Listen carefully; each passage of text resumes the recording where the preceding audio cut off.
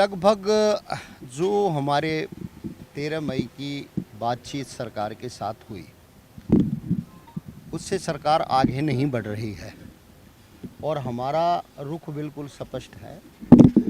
बगैर रेगुलाइजेशन सफाई सीवर और जो फायर के ड्राइवर फायरमैन हैं अनुबंधित आधार, उनको बगैर पक्का किए सफाई सीवर का ठेका सरकार अन्य कर्मचारियों की भांति ख़त्म करे, उनको विभाग के रोल पर करे, समान काम समान वेतन दे। और जब तक ये काम सरकार करे तब तक उनको न्यूनतम वेतन बैंक के माध्यम से दिया जाए, ईएसआई ईपीएफ और उनका रजिस्ट्रेशन सरकार करे। सरकार ने ग्रुप डी की भर्ती 2018 में भी की, 2026 में भी ग्रुप डी की भर्ती प्रक्रिया सरकार शुरू कर चुकी है, लेकिन उसमें सीवर सफाई कर्मचारियों को स्थान नहीं दिया। आज भी हमने दोनों मंत्रियों को ये साफ कर दिया कि सरकार ये बताए कि सफाई सीवरमैनों की भर्ती वो अन्य ग्रुप डी के कर्मचारियों के साथ क्यों नहीं कर रही है। भर्ती की जाए और जो वैकेंट पोस्ट हैं बल्कि नए पद सृजित किए जाएं, क्योंकि म्यूनिसिपैलिटीज़ कमेटी काउंसिल में कॉरपोरेशन में सरकार ने रैशनलाइजेशन करके 4848 पद सृजित किए हैं, जिनमें सीवर सफाई कर्मचारी का पद सृजित नहीं किया। हमारा इस पर विरोध है और मुख्य रूप से कच्चे सफाई कर्मचारियों की रिटायरमेंट पर उनको रिटायरमेंट बेनिफिट, फायर के कर्मचारियों को वर्दी और रिस्क अलाउंस, सफाई कर्मचारियों को भी रिस्क अलाउंस सरकार दे और इसके अतिरिक्त जो 17 मांगों पर सहमति बनी है सरकार उनके पत्र जारी करे। सरकार हमारे से आज समय मांग रही थी कि हमें 30 सितंबर तक का समय दिया जाए। हमारा जवाब ये था कि सरकार ज़बानी मौखिक बात हमसे कर रही है और इसका कोई सरकार की ओर से लिखित पत्र नहीं है, इसलिए हम जो हमने कॉल 6, 7, 8 अगस्त को हड़ताल की है वो हमारी जारी रहेगी। हम 8 अगस्त को अपने राज्य कमेटी के सभी नेताओं से एक बार बैठक करके हड़ताल के बारे में जानकारी लेंगे और इस हड़ताल पर आगामी फैसला करेंगे। और एक बात बिल्कुल स्पष्ट है, जब तक मांगों का समाधान सरकार नहीं करेगी हम आंदोलन जारी रखेंगे। कितने कर्मचारी हैं आप पूरे हरियाणा के जिनके आप पक्के करने की मांग कर रहे हो, और जो ये हड़ताल आप कर रहे हो कितने लोग हड़ताल कर रहे हैं? हड़ताल पर लगभग 50,000 कर्मचारी जाएंगे, जो अलग अलग प्रकार के ठेके डोर टू डोर में लगे हैं, कच्चे हैं, पक्के हैं, ग्रुप डी के, ग्रुप सी के, सफाई सीवर और फायर के लगभग 2100 कर्मचारी हैं।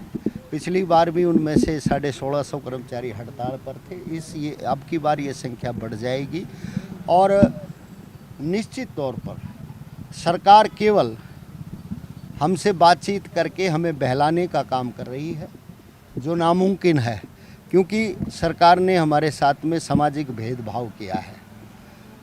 सबका ठेका ख़त्म करके हरियाणा कौशल रोजगार निगम पर करने का सरकार ने 30 जून 2022 को फैसला कर दिया था। फिर सफाई सीवर का ठेका क्यों नहीं ख़त्म हुआ? और जो ठेका किया गया वर्क आउटसोर्स और ऑपरेशनल मेंटेनेंस का, उसमें सफाई कर्मचारियों को 7,000, 5,000, 6,000, 10,000 तनख्वाह देना, उनको कोई किसी तरीके का ईएफआई और ईएसआई का लाभ न देना और उनके साथ में ठेकेदारों द्वारा अमानवीय व्यवहार करना, प्रताड़ित करना बिल्कुल अब हमारे सहन शक्ति से बाहर हो गया है। और हम चाहते हैं कि सरकार अन्य प्रदेश के निवासियों की तरह और अन्य काडर के कर्मचारियों की तरह हमें भी तमाम सर्विस बेनिफिट दे और हमें भी समाज की मुख्य धारा में जोड़ते हुए ठेके को ख़त्म करे, हमारी नौकरी पक्की करे और सफाई कर्मचारियों की भर्ती ना करने का सरकार कारण बता दे। जब तक सरकार पक्की भर्ती नहीं करेगी ये आंदोलन जारी रहेगा, चाहे हमें इसके लिए कितनी बड़ी कुर्बानी देनी पड़े। बिल्कुल 100% जारी रहेगी।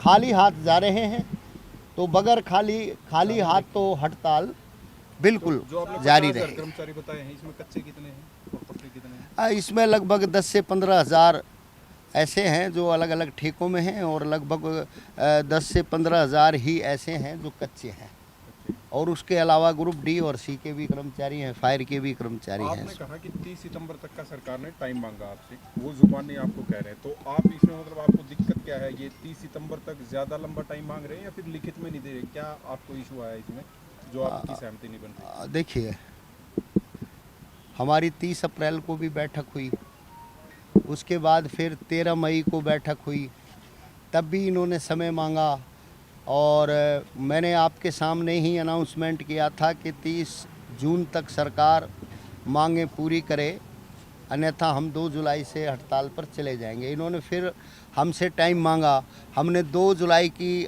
हड़ताल को एक्सटेंड करके अब 6 अगस्त से करने का ऐलान किया और इनको समय दिया। तो कितनी बार समय मांगेंगे? सरकार, असलियत में सरकार का मन नहीं है करने का, इसलिए सरकार हमें बहलाने का काम कर रही है, जो हम सरकार की बातों में नहीं आएंगे। पिछले 12 साल में सरकार ने सफाई कर्मचारियों के हित में काम नहीं किए हैं, इसलिए लंबे टाइम की नाराज़गी है जो अब बिल्कुल सफाई कर्मचारी बर्दाश्त करने को अपना तैयार नाम? हैं।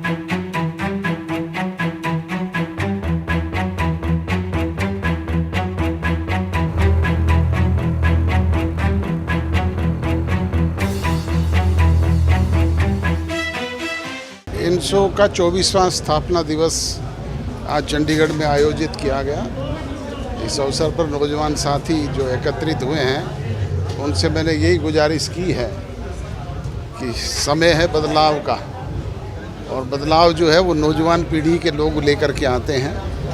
आपने देखा अभी पीछे जंतर मंतर पे 12 वर्ष से जो निरंकुश शासक इस देश को अपनी मनमर्जी से लूटने का घसीटने का काम कर रहे थे, उनको मजबूर किया नौजवानों ने और विवश किया कि वो उनकी बातों को माने। तो नौजवान पीढ़ी जब जब अंगड़ाई लेती है और इस तरह के फैसले लेती है तो परिवर्तन स्वाभाविक है। और मैंने यही आह्वान किया है नौजवानों से कि 25वां स्थापना दिवस, हम चाहे वो फीस स्ट्रक्चर का मामला है, चाहे दूसरे नौजवानों के इश्यूज़ हैं, उनको लेकर के स्ट्रगल करें और उसको तब सेलिब्रेट करें धूमधाम से जब आपकी ये सारी बातें पूरी हों। सर, आपने कहा कि 10 साल की सज़ा आपने काटी और अब उनको जो भर्तियाँ हुई थी उनको जायज़ करार दिया गया, उसके लिए आप कोर्ट में भी जाएंगे? बिल्कुल, आपने देखा कि हाई कोर्ट ने निर्णय किया है। अब आपसे ही पूछना चाहूँगा, आप प्रजातंत्र के चौथे स्तंभ के लोग हैं। मैं ना हरियाणा सरकार में था, ना मैं कहीं कमेटी का कोई मेंबर था। किसी डीओ की जो कमेटियां बनी हुई थी, जिन्होंने वो टीचर्स लगाए, भर्ती किए, या सरकार ने किए होंगे, मेरा क्या रोल था?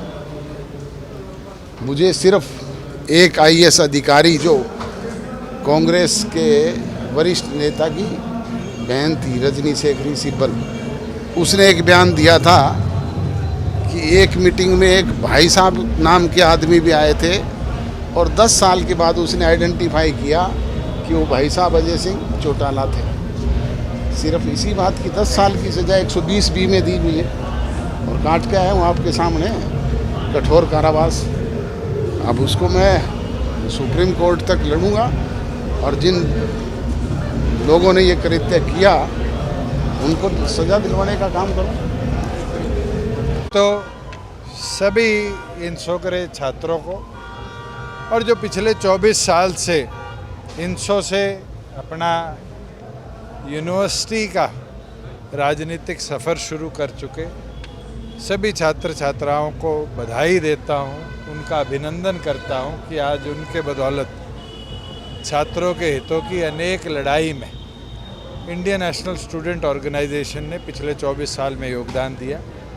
और आज 24वें स्थापना दिवस के उपलक्ष्य में मैंने यही सभी छात्रों से आग्रह किया है कि अब लड़ाई यूनिवर्सिटी लेवल पर 2 विषयों पर लड़ी जाएगी।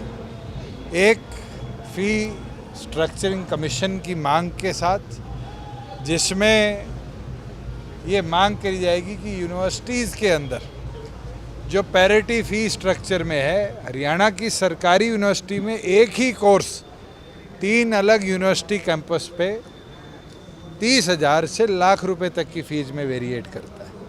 तो गरीब बच्चा कहाँ जाएगा? और इस फी स्ट्रक्चर की वजह से आज हमारे जो सरकारी कॉलेजेस हैं उसके अंदर 50-50% सीटें खाली पड़ी हैं और सेल्फ सस्टेनिंग मॉडल का बहाना लेकर हमारे यूनिवर्सिटी और सरकारी कैंपसेस को प्राइवेट कैंपस के बराबर फी स्ट्रक्चर पर लाकर पूरी तौर पर बर्बाद भारतीय जनता पार्टी ने कर दिया।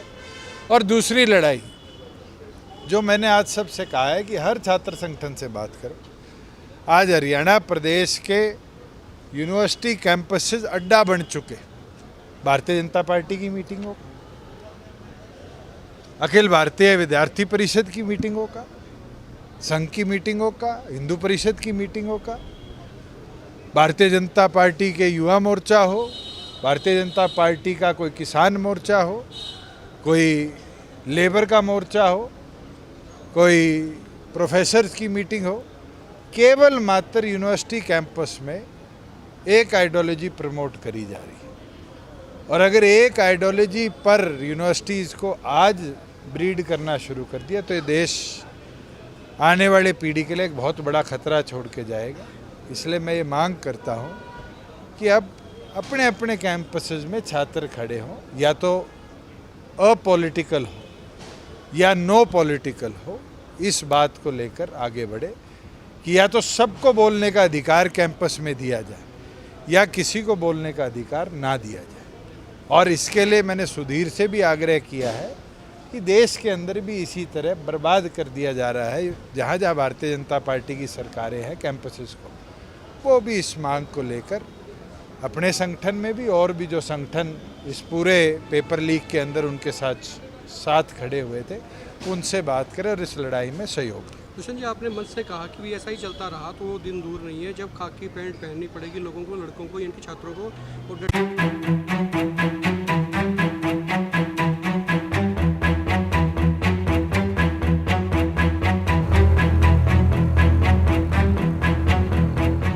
बहुत सालों का बना रहे हैं, मतलब पंजाबी मेरे को ज़्यादा आती नहीं है लेकिन मैं कोशिश ये कर रही हूँ। आप लोगों को देखकर बड़ा मोटिवेशन मिल रहा है। देखिए, हर साल हम तीज मनाते हैं और कोशिश ये रहती है कि सावन में हरे हरे कपड़े पहन कर महिलाओं को एक प्लेटफॉर्म देना है। वैसे तो बहुत सारी जगह पे तीज मन रही है, लेकिन इस बच्चे की तीज इसलिए अलग है क्योंकि इसने अपने आप से कोशिश करी है कि जो माताएं बहनें घर में बैठी हैं उनको एक प्लेटफॉर्म भी दिया जाए। जैसे कि कोई अच्छा डांस करता है या कोई अच्छी एक्टिंग करती है। आजकल हमें लगता है उम्र ये जो है सिर्फ एक नंबर है, age is just a number.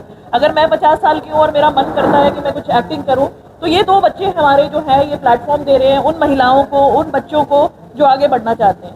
तो ये सिर्फ एक ऐसा प्लेटफॉर्म नहीं है जो आज आपको प्राइज डिस्ट्रीब्यूशन करके खत्म हो जाएगा।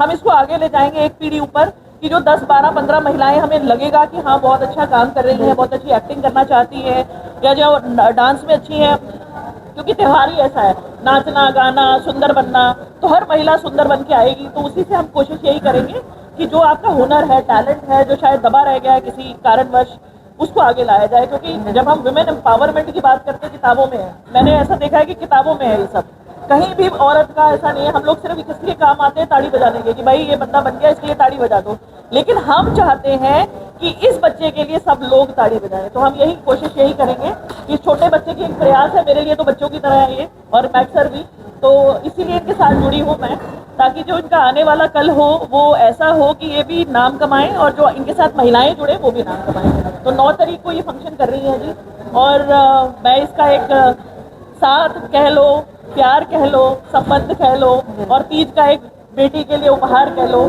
तो मैं ज़रूर इसका पार्ट बनूंगी। और कोशिश यही रहेगी कि महिलाएं आए, खूब अच्छे से उनको हम अटेंड करें और अच्छा सा त्यौहार मनाएं सभी मिलके। और आप लोग भी इनवाइटेड हैं, आप भी आइए। और ऐसा नहीं है कि भाइयों के बिना तो हम भी अधूरे हैं, तो आप आए और हमें इसका आप सबके बिना तो कुछ वैसे ही नहीं हो सकता है। सादा नहीं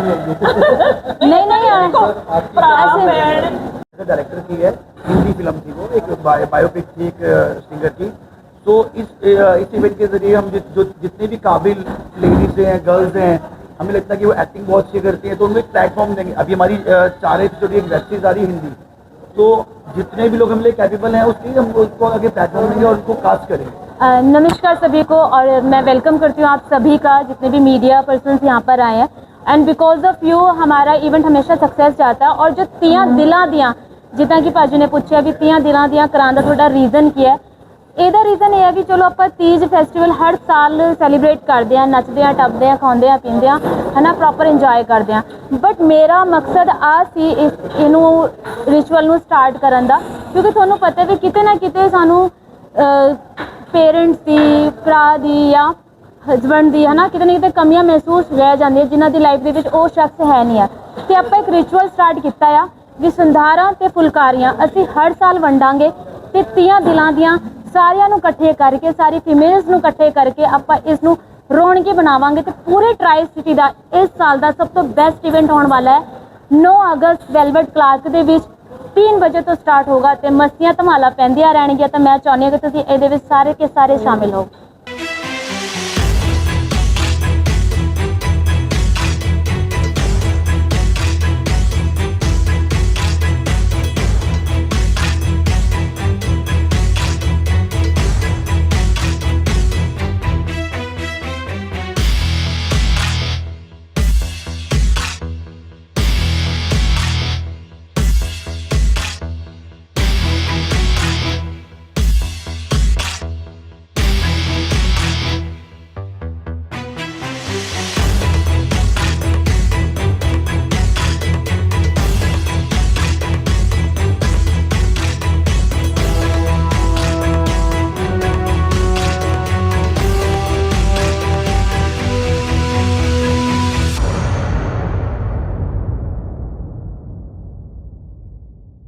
ਸਰ ਦੇਖੋ, ਜਿੱਦਾਂ ਕਿ ਤੁਹਾਨੂੰ ਸਾਰਿਆਂ ਨੂੰ ਪਤਾ ਹੈ ਕਿ 22 ਜੂਨ ਤੋਂ ਪੰਜਾਬ ਦੇ ਜਿਹੜੇ ਸਮੂਹ ਕਮਿਊਨਿਟੀ ਹੈਲਥ ਅਫਸਰ ਹੈ ਉਹ ਧਰਨੇ ਤੇ ਬੈਠੇ ਹੋਏ ਹੈ।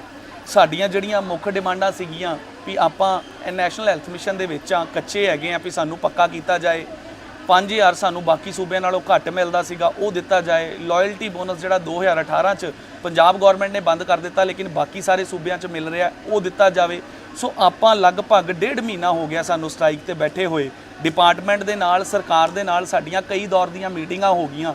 ਉਸ ਮੀਟਿੰਗਾਂ ਦੇ ਵਿੱਚ ਸਾਨੂੰ 5000 ਦੇਣ ਦਾ ਆਸ਼ਵਾਸਨ ਵੀ ਜਿਹੜਾ ਦੇ ਦਿੱਤਾ, ਉਹਦੀ ਲੈਟਰ ਵੀ ਕੱਢ ਦਿੱਤੀ, ਲੇਕਿਨ ਉਸ ਲੈਟਰ ਦੇ ਨਾਲ ਜਿਹੜਾ ਬੈਂਚਮਾਰਕ ਲਾ ਦਿੱਤਾ ਉਹ ਮੈਂ ਤੁਹਾਨੂੰ ਦੱਸਾਂਗਾ। ਤੇ ਉਹ ਹਾਸੋਹੀਣੀ ਗੱਲ ਹੈ ਜਿਹੜੀ ਡਿਪਾਰਟਮੈਂਟ ਵੱਲੋਂ ਜਾਰੀ ਕੀਤੀ ਗਈ ਹੈ ਕਿ ਇਹ ਦੇਖੋ, ਇਹ ਗਾਈਡਲਾਈਨ ਜਾਰੀ ਕੀਤੀਆਂ ਗਈਆਂ ਜਿਹਦੇ ਵਿੱਚ ਸਾਫ਼-ਸਾਫ਼ ਲਿਖਿਆ ਗਿਆ ਹੈ ਕਿ ਜਿਹੜਾ ਸਾਨੂੰ 15000 ਮਿਲਦਾ ਉਹਦੇ ਨਾਲ 5000 ਹੋਰ ਉਦੋਂ ਦਿੱਤਾ ਜਾਏਗਾ ਇਨਸੈਂਟਿਵ ਜੇ ਮੰਨ ਲਓ ਕਿ ਪਿਛਲੇ 3 ਮਹੀਨਿਆਂ ਦੇ ਵਿੱਚ ਸਾਡੇ ਏਰੀਏ ਦੇ ਵਿੱਚ ਕੋਈ ਮੈਟਰਨਲ ਡੈਥ ਹੋ ਜਾਂਦੀ ਹੈ ਜਾਂ ਕੋਈ ਟੀਬੀ ਦਾ ਪੇਸ਼ੈਂਟ ਐਕਸਪਾਇਰ ਹੋ ਜਾਂਦਾ ਹੈ ਜਾਂ ਕੋਈ ਬੱਚਾ ਐਕਸਪਾਇਰ ਹੋ ਜਾਂਦਾ ਹੈ। ਤੇ ਉਹਦਾ ਜੇ ਉਹ ਕੋਈ ਬੱਚਾ ਐਕਸਪਾਇਰ ਹੋ ਜਾਂਦਾ ਹੈ ਜਾਂ ਕੋਈ ਮੈਟਰਨਲ ਡੈਥ ਹੋ ਜਾਂਦੀ ਹੈ, ਉਹਦੇ ਪੈਸੇ ਜਿਹੜੇ ਹੈ ਉਹ CHO ਦੇ ਕੱਟ ਲਏ ਜਾਣਗੇ। ਹੁਣ ਮੇਰੀ ਇਹ ਸਵਾਲ ਹੈ ਤੁਹਾਡੇ ਮਾਧਿਅਮ ਰਾਹੀਂ ਪੂਰੀ ਪੰਜਾਬ ਗੌਰਮੈਂਟ ਨੂੰ ਜਾਂ ਸਰਕਾਰ ਨੂੰ ਜਾਂ ਸਾਡੇ ਡਿਪਾਰਟਮੈਂਟ ਨੂੰ ਕਿ ਕਿਸੇ ਬੰਦੇ ਦਾ ਮਰਨਾ ਜਾਂ ਜੀਣਾ ਇਹ ਵੀ ਕਿਸੇ ਬੰਦੇ ਦੇ ਹੱਥ ਵਿੱਚ ਹੋ ਸਕਦਾ ਕਿ ਜੇ ਕਿਸੇ ਬੰਦਾ ਕੋਈ ਐਕਸਪਾਇਰ ਹੋ ਗਿਆ ਜਾਂ ਕਿਤੇ ਆਊਟਬ੍ਰੇਕ ਹੋ ਗਈ। ਕਾਪੀਆਂ ਤਾਂ ਕਰਕੇ ਸਾੜੀਆਂ ਜਾ ਰਹੀਆਂ ਆ ਕਿ ਐਨਕੁਆਸ ਇੱਕ ਐਕ੍ਰੈਡੀਟੇਸ਼ਨ ਜਿਹੜੀ ਆ ਉਹ ਸਰਕਾਰ ਕਰਾਉਂਦੀ ਆ। ਉਹਦੇ ਵਾਸਤੇ ਜਿਹੜਾ ਆ ਬਿਲਡਿੰਗ ਜਿਹੜੀ ਆ ਪ੍ਰੋਪਰ ਹੋਣੀ ਚਾਹੀਦੀ ਆ, ਫੈਸਿਲਿਟੀਆਂ ਠੀਕ ਹੋਣੀਆਂ ਚਾਹੀਦੀਆਂ, ਜਿਹਦੇ ਫੰਡ ਜਿਹੜੇ ਆ ਸਰਕਾਰ ਨੇ ਦੇਣੇ ਹੁੰਦੇ, ਮੁਹੱਈਆ ਕਰਾਉਣੇ ਹੁੰਦੇ। ਪਰ ਪੰਜਾਬ 'ਚ ਹਾਲਤ ਇਹ ਆ ਕਿ ਜਿਹੜੇ ਮੁਲਾਜ਼ਮ ਲੱਗੇ ਹੋਏ ਆ, ਮੰਨ ਲਓ CHO ਲੱਗਾ ਆ, ਉਹਨੂੰ ਕਹਿੰਦੇ ਪੱਲਿਓਂ ਖਰਚ ਕਰਕੇ ਤੂੰ ਐਨਕੁਆਸ ਕਰਾ। ਉਹ ਚੀਜ਼ਾਂ ਜਿਹੜੀਆਂ ਆ ਉਹ ਇਸ ਇਨਸੈਂਟਿਵ ਦੇ ਵਿੱਚ ਜਿਹੜੇ ਉਹਨਾਂ ਨੇ ਬੈਂਚਮਾਰਕ ਲਾਏ ਆ ਉਹਦੇ ਜੋੜੀਆਂ ਗਈਆਂ ਕਿ ਜੇ ਤੁਸੀਂ ਐਨਕੁਆਸ ਕਰਾਉਂਦੇ ਹੋ ਤਾਂ ਤੁਹਾਨੂੰ 500 ਰੁਪਈਆ ਮਿਲੇਗਾ ਜੀ, ਜੇ ਤੁਸੀਂ ਐਨਕੁਆਸ ਸਟੇਟ ਦਾ ਕਰਾਉਂਦੇ ਹੋ ਤਾਂ 500 ਰੁਪਈਆ ਮਿਲੇਗਾ, ਜੇ ਤੁਸੀਂ ਤੁਹਾਡੇ ਕੋਈ TB ਦਾ ਪੇਸ਼ੈਂਟ ਹੈਗਾ ਆ ਉਹਦਾ ਸਾਰੇ ਜਿਹੜੇ ਉਹਦੇ ਘਰ ਦੇ ਜੀ ਆ ਉਹਨਾਂ ਨੂੰ ਖੁਦ ਲੈ ਕੇ ਜਾਂਦੇ ਹੋ, ਉਹਨਾਂ ਦਾ ਸਪੂਟਮ ਕਰਾਉਂਦੇ ਹੋ, ਫਿਰ ਤੁਹਾਨੂੰ ਮਿਲੇਗਾ। ਮੈਨੂੰ ਦੱਸੋ ਕਿ ਇੰਨੇ ਰਿਸੋਰਸਿਸ ਜਿਹੜੇ ਆ ਉਹ ਮੁਲਾਜ਼ਮ ਕੋਲ ਹੈਗੇ ਆ? ਇਹ ਤਾਂ ਇੱਕ ਹਾਸੋਹੀਣੀ ਗੱਲ ਇਹਨਾਂ ਨੇ ਕੀਤੀ ਆ। ਇਸ ਕਰਕੇ ਆਪਾਂ ਇਹਦੀਆਂ ਕਾਪੀਆਂ ਸਾੜਨੀਆਂ ਆ ਔਰ ਇਹ ਜਿਹੜਾ ਸਾਡਾ ਪ੍ਰੋਟੈਸਟ ਆ ਇਹ ਉਦੋਂ ਤੱਕ ਜਾਰੀ ਰਹੇਗਾ ਜਦੋਂ ਡਿਪਾਰਟਮੈਂਟ ਜਿਹੜਾ ਆ ਉਹ ਸੀਰੀਅਸ ਨਹੀਂ ਹੁੰਦਾ ਔਰ ਸਾਨੂੰ ਜਿਹੜੇ ਆ ਸਾਡੇ ਬਣਦੇ ਹੱਕ ਨਹੀਂ ਦਿੰਦਾ। ਅਸੀਂ ਸਰਕਾਰ ਦੇ ਖਿਲਾਫ ਇੱਥੇ ਧਰਨਾ ਦੇਣ ਆਏ ਹਾਂ। ਡਿਸਟ੍ਰਿਕਟ ਗੁਰਦਾਸਪੁਰ ਦੇ ਵਿੱਚ ਪੂਰੇ ਪੰਜਾਬ ਦੇ ਵਿੱਚ ਜਿਹੜਾ ਇਹ ਧਰਨਾ ਦਿੱਤਾ ਜਾ ਰਿਹਾ ਹੈ। ਜਿਹੜਾ ਕੱਲ ਦੀਆਂ ਗਾਈਡਲਾਈਨਸ ਜਿਹੜਾ ਬੈਂਚਮਾਰਕ ਸਾਨੂੰ ਜਾਰੀ ਕੀਤੇ ਗਏ ਆ 5000 ਦੇ, ਜੋ ਕਿ ਸਾਡਾ ਸੈਲਰੀ ਦੇ ਵਿੱਚ ਹੱਕ ਬਣਦਾ ਸੀ, ਜੋ ਕਿ ਸਾਰੀ ਸਟੇਟਸ ਦੇ ਵਿੱਚ ਪੂਰੇ ਆਲ ਓਵਰ ਇੰਡੀਆ 'ਚ 25000 ਰੁਪਇਆ ਜਿਹੜਾ ਮਿਲ ਰਿਹਾ, ਸਾਨੂੰ ਪੰਜਾਬ 'ਚ 5000 ਘੱਟ ਮਿਲਦਾ ਪਿਆ ਸੀਗਾ। ਸਾਡੀ ਡਿਮਾਂਡ ਸੀ ਕਿ 5000 ਸਾਡੀ ਸੈਲਰੀ ਵਿੱਚ ਐਡ ਕਰਨਾ, ਤੇ ਉਹਦੇ 'ਚ ਸਰਕਾਰ ਨੇ ਸਾਡਾ ਵਾਅਦਾ ਖਿਲਾਫੀ ਕਰਦੇ ਹੋਏ 5000 ਜਿਹੜਾ ਸਾਡੇ ਬੈਂਚਮਾਰਕ ਜਾਰੀ ਕੀਤੇ, ਜੋ ਕਿ ਉਹਦਾ ਤੁੱਕਾ ਹੀ ਨਹੀਂ ਬਣਦਾ, ਕੋਈ ਉਹ ਸਾਡੇ ਉਹ 'ਤੇ ਲਾਗੂ ਹੀ ਨਹੀਂ ਹੁੰਦਾ, ਜੋ ਕਿ ਬਾਕੀ ਕੈਡਰਾਂ ਦੇ ਕੰਮ ਉਹ ਸਾਡੇ ਵਿੱਚ ਇਨਵੋਲਵ ਕਰ ਸਗੋਂ ਸਾਡੇ ਉਹਨਾਂ ਨਾਲ ਵਖਰੇਵਾਂ ਪਾ ਦਿੱਤਾ ਗਿਆ ਹੈ। ਸਾਡੇ ANMs ਨਾਲ, ਸਾਡੇ ਵਰਕਰਸ ਨਾਲ, ਆਸ਼ਾ ਵਰਕਰਸ ਦਾ ਜਿਹੜੇ ਕੰਮ ਨੇ ਉਹ ਸਾਡੇ ਉਹਦੇ ਵਿੱਚ ਗਾਈਡਲਾਈਨਸ 'ਚ ਪਾ ਦਿੱਤੇ, ਜੋ ਕਿ ਮਤਲਬ ਬੇਬੁਨਿਆਦ, ਕੋਈ ਮਤਲਬ ਹੀ ਨਹੀਂ ਹੈ, ਕੋਈ ਸਿਰਾ ਹੀ ਨਹੀਂ ਹੈਗਾ ਉਹਦਾ, ਕੋਈ ਮੂੰਹ ਸਿਰ ਹੀ ਨਹੀਂ ਹੈਗਾ। ਇੰਨਾ ਕੁ ਜ਼ਿਆਦਾ ਦੁੱਖ ਹੋ ਰਿਹਾ ਕੱਲ ਦਾ ਸਾਨੂੰ ਜਿਹੜੀ ਇੰਨੀ ਖੁਸ਼ੀ ਸੀ, ਸਾਡੀ ਸਾਰੇ ਪੰਜਾਬ ਐਸੋਸੀਏਸ਼ਨ ਵੱਲੋਂ ਇੰਨੀ ਜ਼ਿਆਦਾ ਮਿਹਨਤ ਕਰਕੇ ਸਾਨੂੰ ਜਿਹੜਾ 5000 ਰੁਪਇਆ ਮਿਲਿਆ ਸੀਗਾ, ਉਹਦਾ ਸਾਡਾ ਇੰਨਾ ਜ਼ਿਆਦਾ ਜਲੂਸ ਕੱਢਤਾ ਇਹਨਾਂ ਨੇ ਕਿ ਸਾਨੂੰ ਇੰਨਾ ਦੁੱਖ ਆ ਕਿ ਸਰਕਾਰ ਕੀ ਕਰਦੀ ਪਈ ਆ ਸਾਡੇ ਨਾਲ। ਸਾਨੂੰ ਬਹੁਤ ਜ਼ਿਆਦਾ ਰੋਸ ਆ, ਸਾਨੂੰ ਬਹੁਤ ਜ਼ਿਆਦਾ ਦੁੱਖ ਆ ਕਿ ਇਹ ਕਿਉਂ ਕੀਤਾ ਗਿਆ ਹੈ। ਹੜਤਾਲ ਅਸੀਂ ਪਰਮਾਨੈਂਟ ਜਾਰੀ ਰੱਖਾਂਗੇ, ਅਸੀਂ ਨਹੀਂ ਉੱਠਾਂਗੇ ਜਿੰਨੀ ਦੇਰ ਤੱਕ ਸਾਡੇ ਜਿਹੜੇ ਵਾਅਦੇ ਕੀਤੇ ਹੋਏ ਵਾਅਦੇ ਸਾਡੇ ਪੂਰੇ ਨਹੀਂ ਕੀਤੇ ਜਾਂਦੇ। ਸਾਨੂੰ ਤੇ ਹਰਾਸ ਕੀਤਾ ਜਾ ਰਿਹਾ CHOs ਨੂੰ, ਇੰਨਾ ਜ਼ਿਆਦਾ ਮੈਂਟਲ ਪ੍ਰੈਸ਼ਰ, ਇੰਨਾ ਜ਼ਿਆਦਾ ਹਰਾਸਮੈਂਟ, ਔਰ ਸਾਡੇ ਉੱਤੇ ਗਾਈਡਲਾਈਨਸ ਆਹ ਕੰਮ ਕਰ ਦਿਓ, ਆਹ ਕੰਮ ਕਰ ਦਿਓ। ਹਾਲਾਂਕਿ ਅਸੀਂ ਬਹੁਤ ਸਾਰੇ ਕੰਮ ਕਰ ਰਹੇ ਹਾਂ ਆਲਰੇਡੀ, ਪਤਾ ਨਹੀਂ ਕਿੰਨੇ ਕੁ ਆਨਲਾਈਨ ਪੋਰਟਲ ਚਲਾ ਰਹੇ ਹਾਂ ਅਸੀਂ, 15 ਹੀ ਆਨਲਾਈਨ ਪੋਰਟਲ ਚੱਲ ਰਹੇ ਆ ਸਾਡੇ। ਸਾਨੂੰ ਨਹੀਂ ਪਤਾ ਸਾਡੇ ਉੱਤੇ ਜਿਹੜੇ ਪ੍ਰੈਸ਼ਰ ਸਾਡੇ ਤੇ ਪਾ ਰਹੇ ਆ, ਦੂਸਰੇ ਕੈਡਰਸ ਦਾ ਵੀ ਜਿਹੜਾ ਪ੍ਰੈਸ਼ਰ ਆ ਉਹ ਸਾਡੇ ਤੇ ਪਾ ਰਿਹਾ। ਸਾਡਾ ਉਹਨਾਂ ਨਾਲ ਕੋਈ ਵਖਰੇਵਾ ਨਹੀਂ ਆ, ਸਾਨੂੰ ਉਹ ਵੀ ਜਿਹੜੇ ਨੇ ਸਟ੍ਰਾਈਕ ਕਰ ਰਹੇ ਆ ਆਪਣੇ ਲੈਵਲ ਤੇ ਕਿ ਉਹਨਾਂ ਦਾ ਕੰਮ, ਸਾਡਾ ਇਹਦੇ ਵਿੱਚ ਕੋਈ ਰੋਲ ਹੀ ਨਹੀਂ ਹੈਗਾ CHOs ਦਾ, ਠੀਕ ਹੈ। ਜਿਹੜਾ ਉਹਨਾਂ ਨੇ ਕਿਹਾ ਮੈਟਰਨਲ ਡੈਥ ਹੋ ਜਾਏਗੀ, ਚਾਈਲਡ ਡੈਥ ਹੋ ਜਾਏਗੀ, ਠੀਕ ਹੈ। ਅਸੀਂ ਆਪਾਂ ਸਿਰਫ ਹੈਲਥ ਨੂੰ ਪ੍ਰਮੋਟ ਕਰ ਸਕਦੇ ਆ, ਪ੍ਰੀਵੈਂਟ ਕਰ ਸਕਦੇ ਆ ਵਿਲੇजेस ਲੈਵਲ ਤੇ। ਇਹਦਾ ਮਤਲਬ ਇਹ ਨਹੀਂ ਕਿ ਅਸੀਂ ਰੱਬ ਬਣ ਗਏ ਆ, ਕਿ ਅਸੀਂ ਮਰਨਾ ਵੀ ਸਾਡੇ ਹੱਥ 'ਚ, ਜੰਮਣਾ ਵੀ ਸਾਡੇ ਹੱਥ। ਇਹ ਅਸੀਂ ਸਰਕਾਰ ਦੇ ਬਿਲਕੁਲ ਅਸੀਂ ਖਿਲਾਫ ਆ, ਤੇ ਅਸੀਂ ਇੱਥੇ ਬੈਠੇ ਆ, ਤੇ ਅਸੀਂ ਇੱਥੇ ਬੈਠੇ ਰਹਾਂਗੇ ਜਿੰਨੀ ਦੇਰ ਤੱਕ ਇਹ ਸਰਕਾਰ ਕੁਝ ਕਰਦੀ ਨਹੀਂ ਆ ਸਾਡੇ ਵਾਸਤੇ।